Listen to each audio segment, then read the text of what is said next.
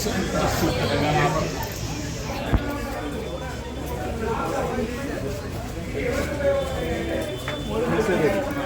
मैं Mohammed Abdul Aziz state president movement for peace and justice Telangana आपसे मुखातिब हूँ और ये मुकाम है सुंदरैया भवन।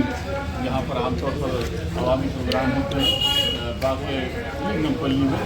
आज एक प्रोग्राम रखा गया था 11 बजे से और इस प्रोग्राम का उन्वान था दस्तूर बचाओ जमहूरियत बचाओ और मेहमान खुसूसी थे जनाब प्रशांत भूषण साहब और जो बातें आई हैं मैं आपका करता हूँ।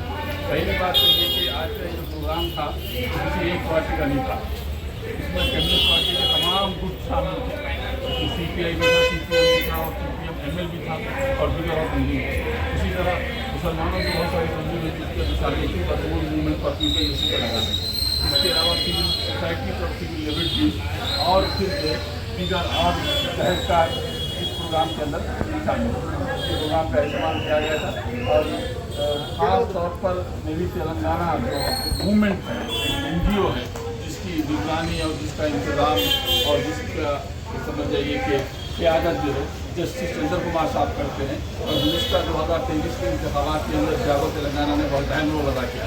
तो आज भी ये जलसा एक बहुत बड़ा तारीख़ी चीज़ है कि इस वक्त हिंदुस्तान ही नहीं बल्कि हमारी रियासत भी एक तारीख़ी मोड़ पर है और यहाँ पर इंसानी हुकूक़ की पामाली के बहुत सारे वाक़यात हो रहे हैं जिसके अंदर मसाजिद का निज़ाम भी है, जिसके अंदर शिल्ले और दीगर मकामात के सिलसिले में बेहुरमतियों का सिलसिला शामिल है। तो गोया कि ये एक मुश्तरका किस्म की आवाज़ है कि अब हिंदुस्तान के अवाम बिलुमूम और रियासत तेलंगाना के अवाम बिलखुसूस किसी भी तरह के इंसानी हुकूक़ की पामाली को बर्दाश्त नहीं करेंगे। हम अपनी आवाज़ उठाएंगे और ये आवाज़ किसी की ठीक नहीं है, ये हमारा दस्तूरी हक़ है।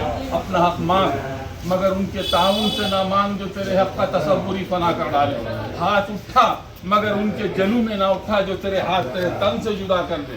कौन कहता है कि हालात पे तनकीद न कर, हुकूमत की तनकीद हो सकती है। जमहूरियत के जो मौजूदा इदारों को ख़राब किया जा रहा है उस पर तनकीद हो सकती है। बहुत सारे एजेंसीज के ऊपर तनकीद हो सकती है जिसको हुकूमत अपने आलाए कार के तौर पर इख्तियार कर रही है। तो कौन कहता है कि हालात पे तनकीद न कर, तुझको इजहार ख्यालात का हक़ हासिल है और ये हक़ कोई तारीख़ की खैरात नहीं, ये भीख में नहीं मिली या इसके लिए खून पसीना दिया गया है आज़ादी के लिए। तब कहीं जाकर ये मुकाम मिला कि मैं आपको यहाँ विज्ञान भवन में खड़े रहकर आपके सामने बात कर रहा हूँ और हुकूमत पर तनकीद कर रहा हूँ कि ये सिलसिला बंद करो। 5-5 साल तक लोगों को कैद कर देना हिंदुस्तान की जमहूरियत की तौहीन है, अदालत की तौहीन है। अगर आप लिख सकते हैं तो लिख लो, अगर सुना सकते हैं तो सुना लो, लेकिन ये आवाज़ को रोका नहीं जा सकता। ये आवाज़ उठते रहेगी और लोग जुल्म के खिलाफ आवाज़ बुलंद करेंगे। ये हमारे लिए बहुत बड़ी बात है कि आज का एक प्रोग्राम हुआ। प्रशांत भूषण साहब ने बहुत अहम तस्वीर की और उन्होंने कहा कि एक आंदोलन खड़ा करने की ज़रूरत है इस वक्त बेरोज़गारी के खिलाफ, अदलिया की पामाली के खिलाफ, इंसानी हुकूक़ की बर्बादी के खिलाफ। आज आवाम को उसकर खड़े होना चाहिए, तब कहीं जाकर हुकूमत ने बातचीत की।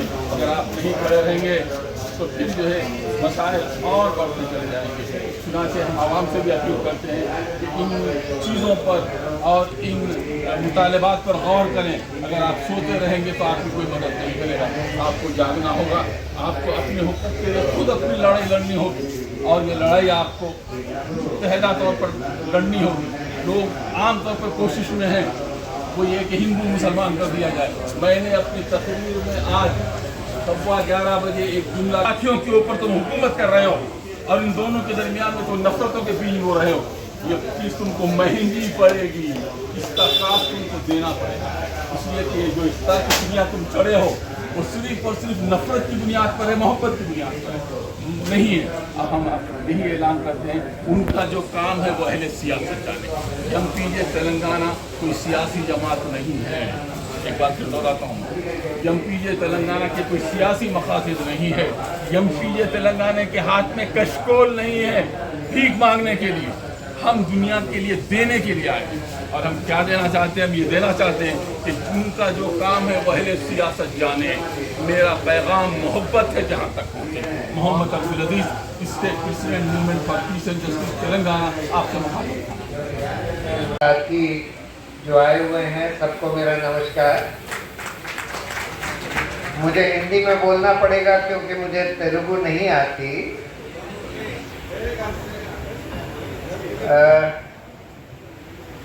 मैं पहले तो तेलंगाना स्टेट डेमोक्रेटिक फोरम और जस्टिस चंद्र कुमार को बधाई देना चाहता हूं कि वो इस तरह की गोष्ठी ऑर्गेनाइज करते हैं और लोगों को एजुकेट भी करते हैं, प्रोत्साहित भी करते हैं कि पब्लिक इंटरेस्ट में अपना योगदान दें, इस देश के लोकतंत्र को बचाने के लिए अपना योगदान दें।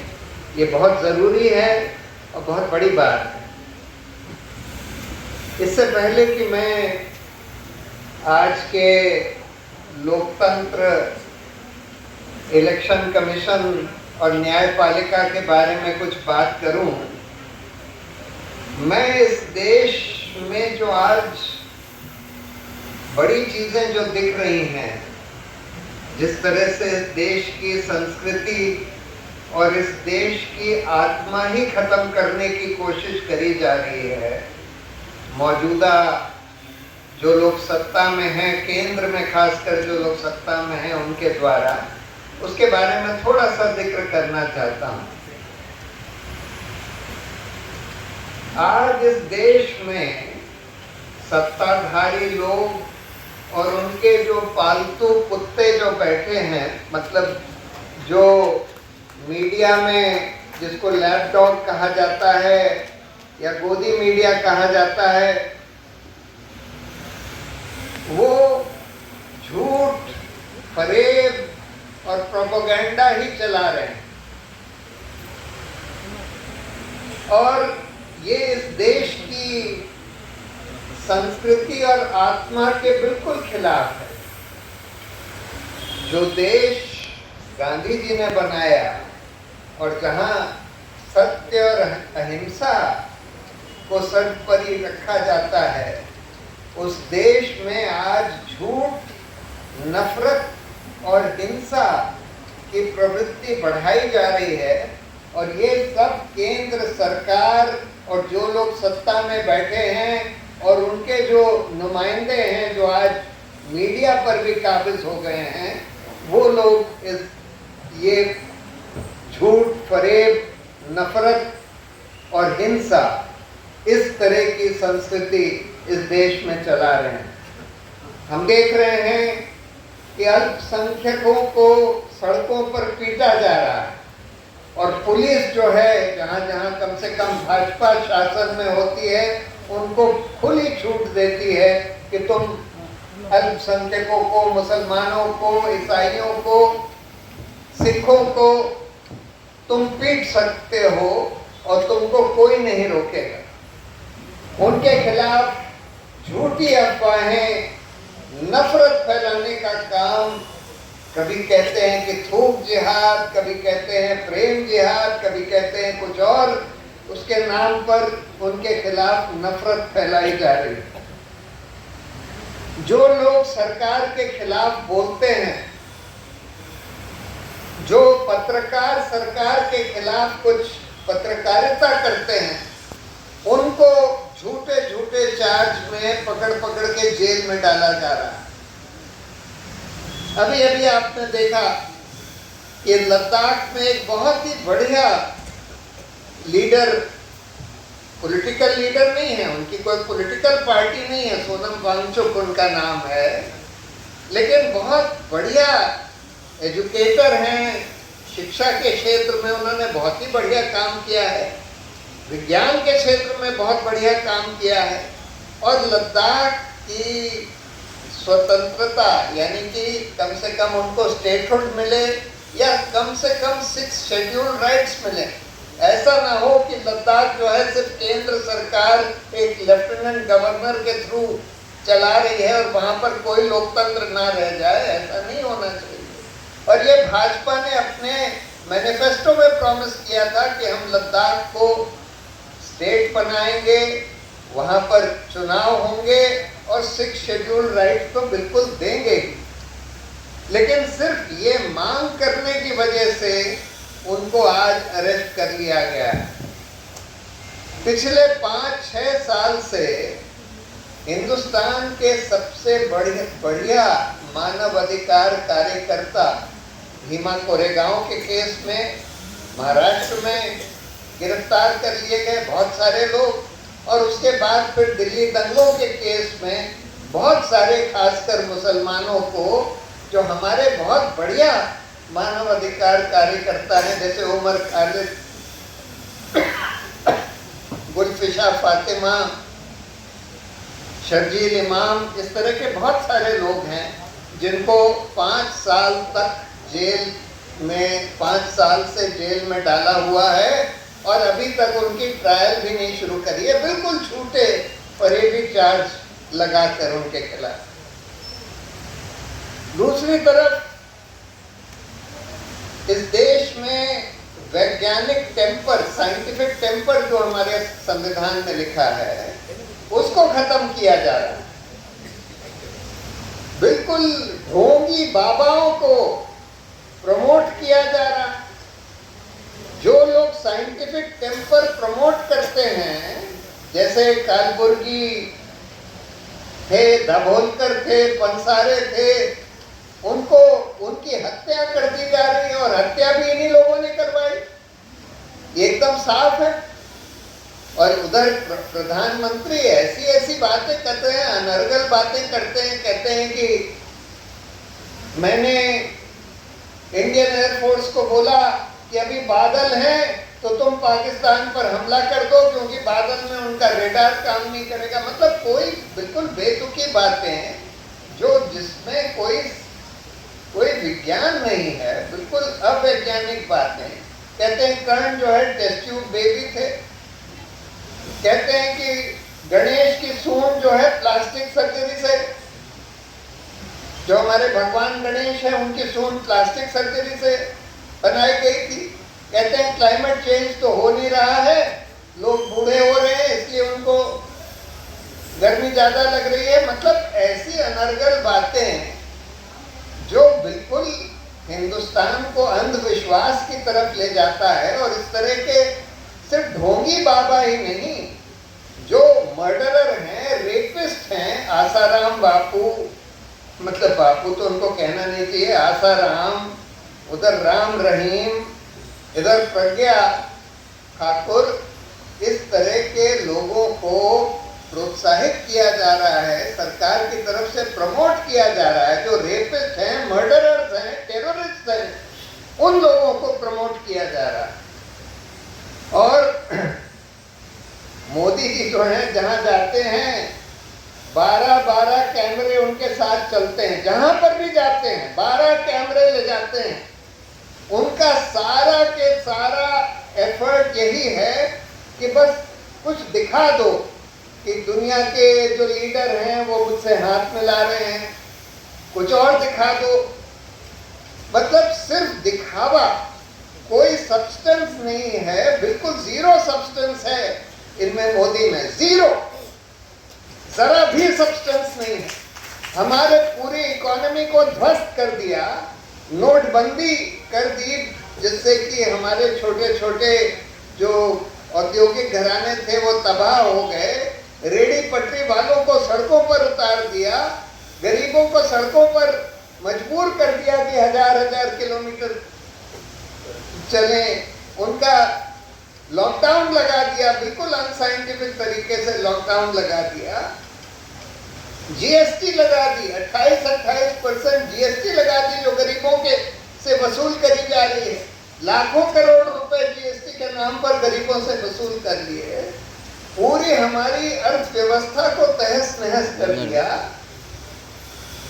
हर साल हम और 10,000 करोड़ रुपए उसमें ले लिए और लोगों से घूस के तौर पर ले लिए, पब्लिक सेक्टर कंपनी से जबरदस्ती जबरन ले लिए और कहते हैं हम जैसे चाहें जिस पर चाहें खर्च करेंगे। तो भ्रष्टाचार और लूट, सारे जो बंदरगाह हैं, जो एयरपोर्ट हैं, खदाने हैं, सब कुछ अडानी अंबानी को दी जा रही हैं, खासकर अडानी को। पूरे हमारी इकोनॉमी को, मतलब आज बेरोजगारी बिल्कुल चरम सीमा पर है। 20% से ज्यादा बेरोजगारी इस देश में हो गई है, जैसा इतिहास में कभी थी ही नहीं। हर इम्तहान जो सरकारी उसके लिए जो हो रहा है, लोगों को भर्ती करने के लिए, हर केस में बेईमानी हो रही है, पेपर लीक हो रहा है, हर केस में। हमारे युवक जो हैं उनको मजबूरन सड़कों पर उतरना पड़ा और चुनावों को बिल्कुल पैसे का खेल बना दिया है, खुले पैसे का खेल। एक एक चुनाव में, एक एक लोकसभा के चुनाव में 100-100 करोड़ रुपया खर्च होता है। भाजपा कहते हैं कि पिछले चुनाव में भाजपा ने 50,000 करोड़ रुपया खर्च किया लोकसभा के चुनाव में। इतना बेइंतहा पैसा, और दूसरे पार्टियों के पास बिल्कुल भी पैसा नहीं। और अगर आप चुनाव को पैसे का खेल बना देंगे, जहां पर रैली भी जो होती है मोदी जी की, उसमें भी भाड़े पर लोगों को बुलाया जाता है। एक एक रैली पर 10 करोड़ खर्च किया जाता है, 50 करोड़ खर्च किया जाता है मोदी जी की एक एक रैली पर, क्योंकि 500-500, 1,000 रुपए देकर लोगों को बुलाया जाता है, ठेके दिए जाते हैं, और फिर ये दिखाया जाता है देखिए मोदी जी की इतनी बड़ी रैली हो गई। तो इस देश की आत्मा को ही नष्ट किया जा रहा है। अभी लोकतंत्र की बात, इलेक्शन कमीशन, न्यायपालिका की बात तो मैं अब करूंगा, लेकिन मैं बता रहा हूं कि उससे भी ऊपर इस देश की पूरी आत्मा, इस देश की पूरी संस्कृति को खत्म किया जा रहा है। अब आते हैं चुनाव और इलेक्शन कमीशन के ऊपर। देखिए, इलेक्शन कमीशन को तो चुनाव ईमानदारी और निष्पक्षता से कराने का काम सौंपा गया है हमारे संविधान के द्वारा। ये माना गया था कि भाई इलेक्शन कमीशन जो है एकदम स्वतंत्र होगा, उसके चयन के लिए भी एक स्वतंत्र समिति बनेगी। ये जब संविधान बन रहा था, उसके डिबेट्स पढ़ेंगे तो यही बात निकल कर आती है कि सबने ये सोचा था, और संविधान में भी लिखा गया था कि पार्लियामेंट कानून बनाएगी कि इलेक्शन कमिश्नर्स का चयन कैसे हो, और ये सोचा गया था कि एक स्वतंत्र कमेटी बनेगी, और लेकिन नहीं बनाई गई। ये लोग खुद ही चयन कर लेते थे, सरकार खुद ही चयन कर लेती थी। हर एक सरकार को सूट कर रहा था, पहले कांग्रेस सरकार को भी सूट कर रहा था, बाद में जब भाजपा आ गई तो उनको सूट कर रहा था कि भाई हम ही चयन कर लें। लेकिन सेशन साहब के समय के बाद इलेक्शन कमीशन, यानी पिछले 35 साल से इलेक्शन कमीशन स्वतंत्र हो गया था, जब तक मोदी जी का काल शुरू नहीं हुआ, और स्वतंत्र तरीके से काम करता था। मोदी काल के बाद हमने फिर से देखना शुरू किया कि इलेक्शन कमीशन बिल्कुल सरकार के कब्जे में आ गया और सरकार के इशारों पर ही नाचने लगा। और इसलिए सुप्रीम कोर्ट की एक कॉन्स्टिट्यूशन बेंच ने हाल में फैसला दिया, 1 साल से ज्यादा हो गया, 1.5 साल पहले एक बहुत अहम फैसला दिया। उन्होंने ये बोला कि इलेक्शन कमीशन का चयन सिर्फ सरकार नहीं कर सकती, एक समिति होनी होगी जिसमें प्रधानमंत्री, लीडर ऑफ ऑपोजिशन और चीफ जस्टिस ऑफ इंडिया हो। ये लोग मिलकर चयन करेंगे। लेकिन उस फैसले के तुरंत बाद सरकार एक कानून ले आई और कहती है कि नहीं जी, हम तो चीफ जस्टिस को इसमें होने की कोई जरूरत नहीं है, इसमें प्रधानमंत्री, एक और मंत्री जो प्रधानमंत्री नियुक्त करेंगे, और लीडर ऑफ ऑपोजिशन। अब प्रधानमंत्री यानी मोदी, अमित शाह और राहुल गांधी तय करते हैं। तो राहुल गांधी की आवाज तो सुनी नहीं जाती, वो के कुछ भी कहते रहें, जो प्रधानमंत्री और अमित शाह चाहते हैं उसी को नियुक्त कर दिया जाता है। बिल्कुल सरकारी टट्टुओं को वहां इलेक्शन कमीशन में बैठा दिया गया है,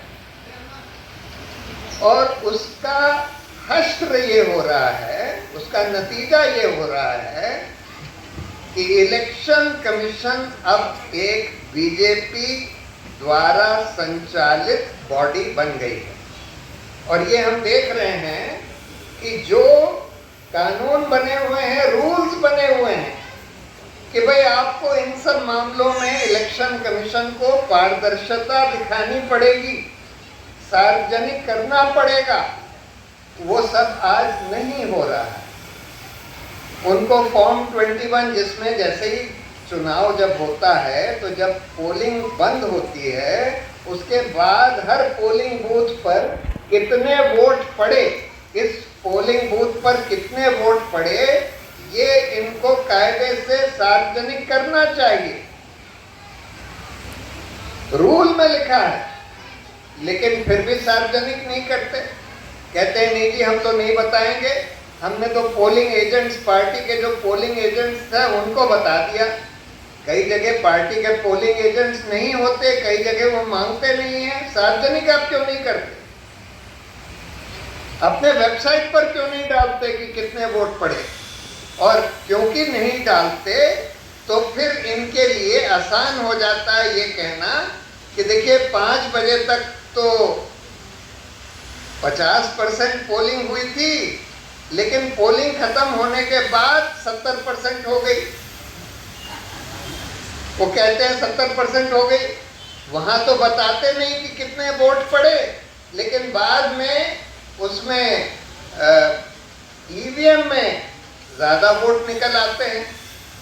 तो जो रूल्स में पारदर्शिता है, अब जैसे बिहार में और पूरे देश में अब ये स्पेशल इंटेंसिव रिवीजन शुरू हो गया है, इसके बारे में कानून में लिखा है, रूल्स में लिखा है कि आप पहली बात तो वोटर्स लिस्ट जो आप बना रहे हैं उसको सार्वजनिक करिए। अब ये लोग कहते थे कि हमने ड्राफ्ट रोल बनाई है बिहार के लिए, जिसमें 65 लाख लोगों के नाम हटा दिए, उड़ा दिए। पहले तो ये कहने लगे हम ये भी नहीं बताएंगे कि किन के नाम उड़ा दिए। जब सुप्रीम कोर्ट ने बोला तो इनको बताना पड़ा कि इन लोगों के नाम उड़ा दिए।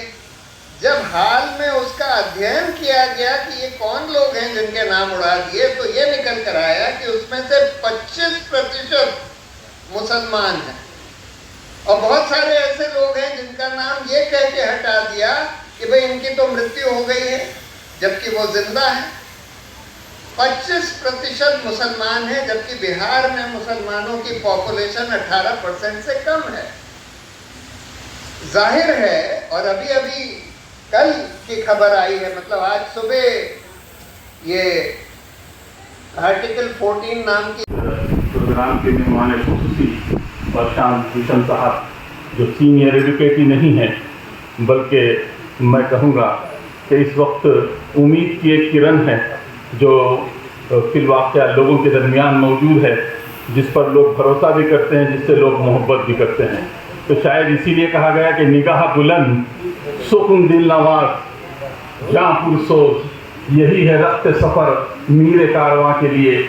हम हैदराबाद की इस तारीखी सरजमीन में जनाब प्रशांत भूषण साहब का दिल की गहराइयों से इस्तकबाल करते हैं और हम उम्मीद करते हैं सर कि आपका ज़बान हो या कलम, वह दर हकीकत आपके ज़मीर की अदालत है और इस अदालत के साथ आप जो इंसाफ कर रहे हैं, मैं समझता हूँ हिंदुस्तान की तारीख कभी इसको फरामोश नहीं करती। इसलिए कि मेरा कलम तो अमानत है मेरे लोगों की, मेरा कलम तो अदालत मेरे ज़मीर की है। इसीलिए तो जब कहा और लिखा तो तपा के जान से लिखा, इसीलिए तो लौट कमान का ज़बान तीर की है। मैं कट गिरूं या जिंदा रहूं ये यकीन है मुझे, ये हिसारे जब कोई तो ही आएगा और तमाम उम्र की ईज़ा नसीबों की कसम, मेरे कलम का सफ़र, मेरी ज़बान का सफ़र रायगा ना जाएगा। आप जो कोशिश कर रहे हैं, इस मुल्क की आवाम आपके साथ मौजूद है साहब, आप तन्हा नहीं हैं, आपके साथ मौजूद है। मैं 3 बातें 3 मिनट के वक्फे के अंदर आपसे कहना चाहता हूँ और आप शायद इस पर गौर भी करेंगे, सामईन भी और आप भी। साहब, अगर इस मुल्क के अंदर मुसलमान नहीं होते, इंडिविजुअलाइज नहीं होते, टोटली नहीं होते, जीरो, और हमारे पड़ोस के अंदर पाकिस्तान नहीं होता, तो आज जो लोग सत्ता पे है कभी भी सत्ता पर आ ही नहीं सकते। ये 2 बीसाखियां हैं जिसको बुनियाद बनाकर ये इक़्तिदार पर पहुंचे हैं। आज की तारीख में मैं कह रहा हूँ ये वक्त आ गया है कि हम हालात को समझे और जो मुल्क को तकसीम करने की पॉलिसी है इसके खिलाफ बहुत कुछ करने की जरूरत नहीं है। वही फलसफा जो गांधी ने दिया था आप इख्तियार कीजिए, मिलिए, मुत्तहिदा होइए, सत्ता गिरा कीजिए, तो तब कहीं जाकर आपको जो है इनसे आज़ादी मिलेगी। ये कोई बहुत बड़े लोग नहीं हैं, ये बहुत बुज़दिल लोग हैं जो अपने अतराफ जो है ब्लैक कैट लेके फिरते हैं। इनके अंदर ताकत नहीं है, ताकत आपके पास है, ताकत किसी और के पास नहीं है। तो मैं आपसे कहता हूं कि ये मौका आ गया है। ऐसे लोग जो हमारे यहाँ मौजूद हैं, जस्टिस चंद्र कुमार साहब और फिर प्रसाद भूषण साहब जो इस वक्त पूरे हिंदुस्तान के अंदर एक नामवर वकील की हैसियत से जाने जाते हैं, इनकी मौजूदगी में अगर आप आगे बढ़ेंगे मुत्तहिदा तौर पर तो यकीन मानिए वो दिन दूर नहीं जब इस चीज को शिकस्त दी जा सकी। इनकी बुनियादें नहीं हैं, ये लोग सिर्फ और सिर्फ ऊपर के तौर पर कायम है, नफरत, अदावत और फिर जो है एक दूसरे के साथ तकसीम करने की पॉलिसी इनको इख्तियार पर लाइए। मैं आप तमाम का आभारी हूँ, शुक्रिया अदा करता हूँ और आपसे रुखसत होते हुए कहता हूँ कि आबे रवाने कबीर तेरे किनारे कोई मायूस होने की जरूरत नहीं है। हिंदुस्तान बड़ी मेहनत के साथ आज़ाद हुआ है और इसकी आज़ादी को कोई खरीद नहीं सकता। हुकूमत आइन इस मुल्क की जमहूरियत बरकरार रहेगी। तो हम दुआ करते हैं कि आबे रवाने कबीर तेरे किनारे कोई देख रहा है आने वाले कल का ख्वाब, आलम नौ अभी पर्दा तकदीर में है, मेरी नजर में उसकी सहर बेहिजाब उठा दूं पर्दा अगर चेहरे अफलाक से ला ना सकेगा फरंग मेरी नवाओं की ताक जिसमें ना हो इनखिलाफ। मौत है वो जिंदगी रूहे उमम की हयात कशबकशे इनकलाब, सूरत शमशीर है दस्ते खदा में वो कौम जो करती है हर जमाने में अपने अमल का हिसाब। जय हिंद। ద్వారా 66 లక్షల ఓట్లను తొలగించారు. దాని వెనుక ఉన్న శక్తులు ఎవరు? అలాగే ఉపా చట్టం ద్వారా ఉద్యమకారులను అంచవేస్తున్నారు. దాని ఎందుకు అంచవేస్తున్నారు? దీనిపై మనం అందరం ఏకతాటిగా ఒక స్టేజ్ మీదకి వచ్చి మనం పోరాడవలసిందిగా కోరుతున్నాం. ఎందుకంటే మనం ఇలా పోరాడుకుంటే ప్రజాస్వామ్యంలో మనకు కనీసం ఈ మాట్లాడుకునే అర్హత కూడా ఇంకా ముందుకు ఉండకపోవచ్చు. కాబట్టి మనం అందరం ఏకతాటిగా ఒకరి जो सीनियर एजुकेटेड नहीं है बल्कि मैं कहूँगा कि इस वक्त उम्मीद की एक किरण है जो फिलवाक़या लोगों के दरमियान मौजूद है, जिस पर लोग भरोसा भी करते हैं, जिससे लोग मोहब्बत भी करते हैं। तो शायद इसीलिए कहा गया कि निगाह बुलंद सुकून दिल नवाज क्या पुरसोच यही है रफ्ते सफ़र मीरे कारवां के लिए। हम हैदराबाद की इस तारीखी सरजमीन में जनाब प्रशांत भूषण साहब का दिल की गहराइयों से इस्तकबाल करते हैं और हम उम्मीद करते हैं साहब कि आपकी ज़बान हो या कलम वो दर हकीकत आपके ज़मीर की अदालत है और इस अदालत के साथ आप जो इंसाफ कर रहे हैं मैं समझता हूँ हिंदुस्तान की तारीख कभी इसको फरामोश नहीं करती।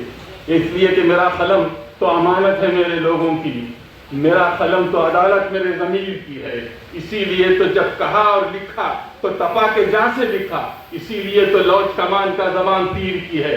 मैं कट गिरूं या जिंदा रहूं ये यकीन है मुझे, ये हिसारे जब्र कोई तो गिराएगा और तमाम उम्र की ईज़ा नसीबों की कसम मेरे कलम का सफ़र मेरी ज़बान का सफ़र रायगाना जाएगा।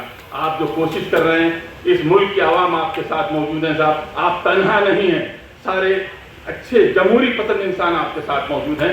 मैं इस मौके पर 3 बातें 3 मिनट के वक्फे के अंदर आपसे कहना चाहता हूँ और आप शायद इस पर गौर भी करेंगे, सामाइन भी और आप भी। साहब अगर इस मुल्क के अंदर मुसलमान नहीं होते, इंडिविजुअलाइज नहीं होते, टोटली नहीं होते, जीरो होते और हमारे पड़ोस के अंदर पाकिस्तान नहीं होता तो आज जो लोग सत्ता पे है कभी भी सत्ता पर आ ही नहीं सकते। ये 2 बीसाखियां हैं जिसको बुनियाद बनाकर ये इख्तिदार पर पहुंचे हैं। आज की तारीख में मैं कह रहा हूं ये वक्त आ गया है कि हम हालात को समझे और जो मुल्क को तकसीम करने की पॉलिसी है इसके खिलाफ बहुत कुछ करने की जरूरत नहीं है। वही फलसफा जो गांधी ने दिया था आप इख्तियार कीजिए, मिलिए, मुत्तहिदा होइए, सत्ता गिरा कीजिए, तो तब कहीं जाकर आपको जो इनसे आज़ादी मिलेगी। ये कोई बहुत बड़े लोग नहीं हैं, ये बहुत बुज़दिल लोग हैं जो अपने अतराफ जो है ब्लैक कैट लेके फिरते हैं। इनके अंदर ताकत नहीं है, ताकत आपके पास है, ताकत किसी और के पास नहीं है। तो मैं आपसे कहता हूं कि ये मौका आ गया है।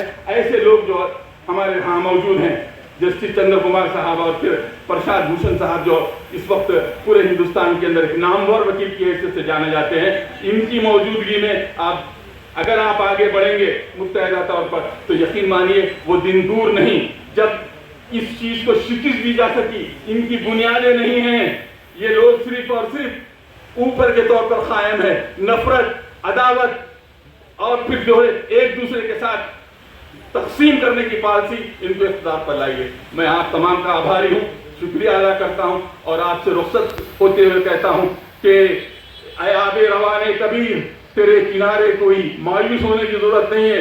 हिंदुस्तान बड़ी मेहनत के साथ आजाद हुआ है और इसकी आजादी को कोई खरीद नहीं सकता। हुकूमतें आएंगी और जाएंगी, लेकिन इस मुल्क की जमहूरियत बरकरार रहेगी। तो हम दुआ करते हैं कि आबे रवाने कबीर, तेरे किनारे कोई, देख रहा है आने वाले कल का ख्वाब, आलमे नौ अभी पर्दाए तकदीर में है, मेरी नजर में उसकी सहर में हिजाब, उठा दूं पर्दा अगर चेहरे अफलाक से, ला ना सकेगा फरंग मेरी नवाओं की ताब, जिसमें ना हो इनखिलाफ, मौत है वो जिंदगी, रूहे उमम की हयात, कशबकश इनखिलाफ, सूरत शमशीर है दस्ते खदा में वो कौम, जो करती है हर जमाने में अपने अमल का हिसाब। जय हिंद। దౌత్యం చేస్తున్నాయో ఈ దశాబ్ద కాలంగా పాలనలో పార్లమెంటు ఇన్స్టిట్యూషన్స్ ధ్వంసం వస్తున్నటువంటి తీరు ఇవాళ ప్రజల ముందు ప్రజాస్వామిక ముందు ఇవాళ కనబడుతున్నటువంటి అన్ని హక్కులు హరించబడుతున్నటువంటి ఒక ప్రజాస్వామ్య